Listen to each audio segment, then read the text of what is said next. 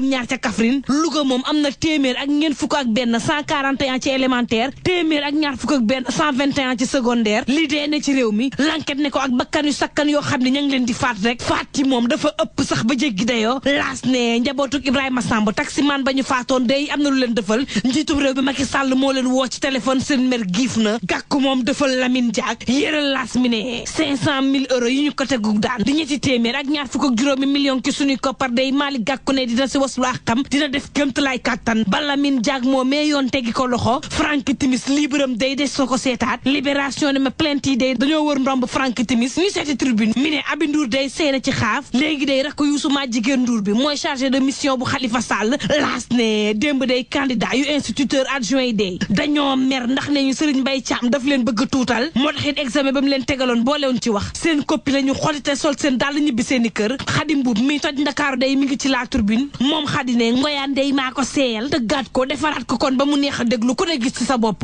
ane boppuk Diouf Walf Quotidien ma nga ñaari tali yéene kaay bi ne ma El Hadj Ousseynou Diouf day ña ngay wax ni léegi NGB ñaari tali lay football Le Soleil yéene kaay ne CAN 2017 bi day seetaan ko dina dëgër lool ndax la ñu laaj télé yi ci droit de retransmission moo ëpp ba jéggi dayo moo tax it ñoom télé yi daal fépp nañu enquête ne démb day la am ca Ndar géej ëpp na jumaa bu imam Rawaan Ngom imam ba nee ñu nam ko yoree baaxul askan wa mere ko ba futtu démb gannaaw ba mu jiitee julli ba nopp askan wa yëpp dañu koo xaar ci buntu jumaa ba ngir defar ko soo déggee defar nag mooy dóor ko ba mu tëdd moo tax it imam bi day police la woo police moomee moo ko xettali génnee ko ci biir jumaa ja lu ko mooy te imam baa nga woon hôpital wala almeer ya ëpp naam ëppul bye bye